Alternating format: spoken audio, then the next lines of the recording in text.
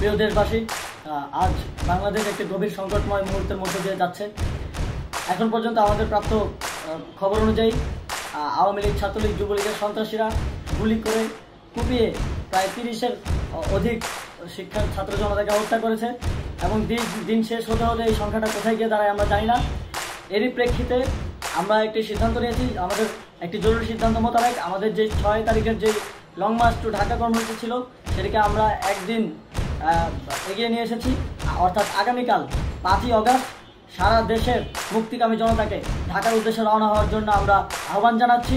যারা পারবেন, যাদের পক্ষে সম্ভব হবে, আজ রাতেই আপনারা ঢাকার উদ্দেশ্যে রওনা হয়ে যান। আমরা আগামীকাল সারা দেশের মুক্তিকামী জনতাকে ঢাকায় আসার আহ্বান জানাচ্ছি। বিশেষ করে ঢাকার আশেপাশে যে জেলাগুলো আছে, আপনারা দায়িত্ব নিয়ে মসজিদের মাইকে ঘোষণা দিয়ে যাদেরকে পাবেন সবাইকে নিয়ে ঢাকার উদ্দেশ্যে রওনা হন।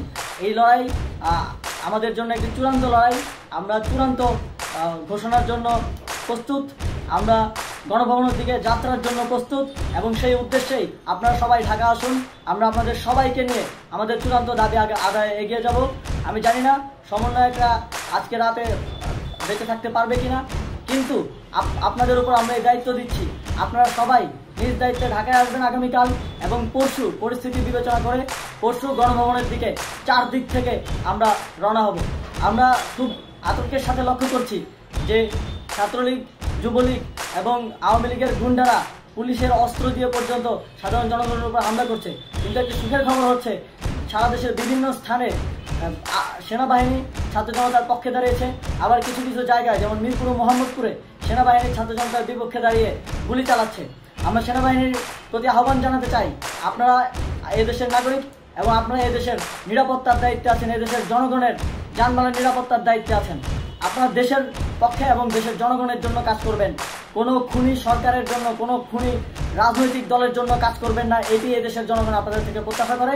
আমাদের এই আন্দোলনে সম্পূর্ণ সমর্থন দিয়ে হয় নিরপেক্ষ থাকুন, অথবা এই খুনি বাহিনীকে, সরকারের খুনি বাহিনীকে প্রতিহত করুন, তাদেরকে যথাযথ শাস্তির আওতায় নিয়ে আসুন। যেই কারফিউ সরকারের পক্ষ থেকে ঘোষণা করা হয়েছে, আমরা স্পষ্টভাবে বলতে চাই, সেনাবাহিনী এই ধরনের কোনো কারফিউ বাস্তবায়নের জন্য মাঠে না নামে। যদি মাঠে নামে তাহলে সেনাবাহিনী স্পষ্টভাবে অফিসিয়ালি জনতার বিরুদ্ধে দাঁড়াবে। আমরা চাই না সরকারের এই ষড়যন্ত্রে সেনাবাহিনী পা দিক।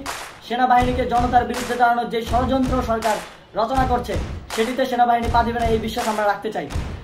আওয়ামী লীগ আজ সারা দেশে তাদের খুনি বাহিনীকে নামিয়ে দিয়েও ছাত্র জনতার প্রতিরোধের মুখে টিকতে পারেনি। রাজপথের পরাজিত শক্তি হিসেবে তারা সেনাবাহিনী সহ অন্যান্য বাহিনীকে আমাদের বিরুদ্ধে কাজে লাগানোর চেষ্টা করছে। এই চেষ্টাকে, এই ষড়যন্ত্রকে ব্যর্থ করতে হবে এবং আগামীকাল সারা দেশে মসজিদে মসজিদে ঘোষণা দিয়ে ঢাকার উদ্দেশ্যে আপনারা রওনা হন। প্রত্যেকটি পরিবার থেকে অন্ততপক্ষে একজনকে ঢাকার উদ্দেশ্যে রওনা করে দিন, এই ইতিহাসের সাক্ষী হতে, একটি নতুন বাংলাদেশের অভ্যুদয় ঘটানোর একজন কর্মী হতে। ধন্যবাদ সকলকে।